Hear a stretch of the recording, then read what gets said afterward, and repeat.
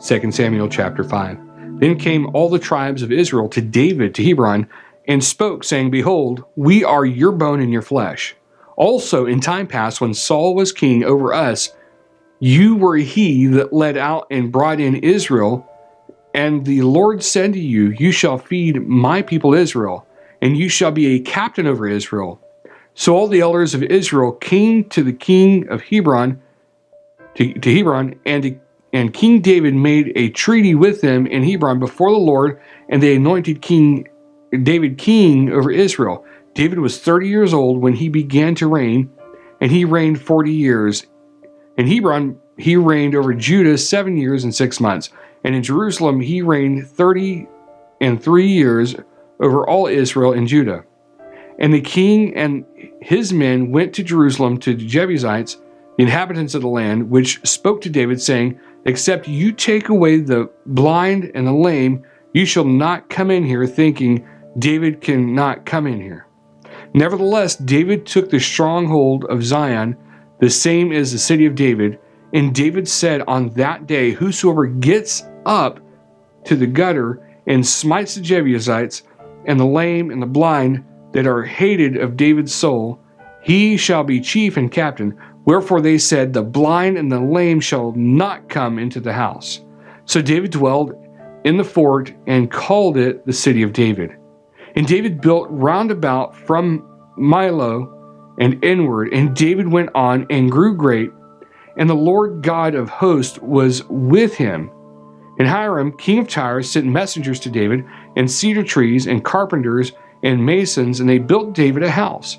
And David perceived that the Lord had established him king over Israel, and that he had exalted his kingdom for his people Israel's sake.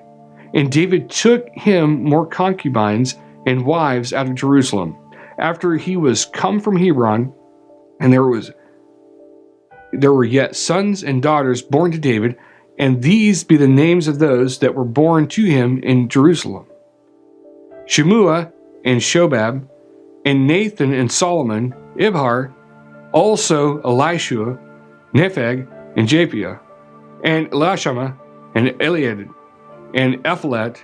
But when the Philistines heard that they had anointed David king over Israel, all the Philistines came up to seek David, and David heard of it, and went down to the stronghold. The Philistines also came and spread themselves in the valley of Rephaim, and David inquired of the Lord, saying, Shall I go up to the Philistines? Will you deliver them into my hand? And the Lord said to David, Go up, for I will doubtless deliver the Philistines into your hand.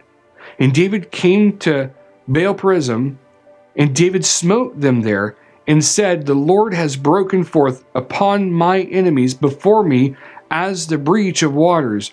Therefore he called the name of that place Baal-perazim. And there they left their images, and David and his men burned them. And the Philistines came up yet again and spread themselves in the valley of Rephaim. And when David inquired of the Lord, he said, You shall not go up, but circle around behind them, and come upon them opposite the mulberry trees. And let it be, when you hear the sound of a going in the troops of the tops of the mulberry trees, that then you shall bestir yourself, for then shall the Lord go out before you to smite the host of the Philistines. And David did so, as the Lord had commanded him, and struck down the Philistines from Geba until you come to Gezer.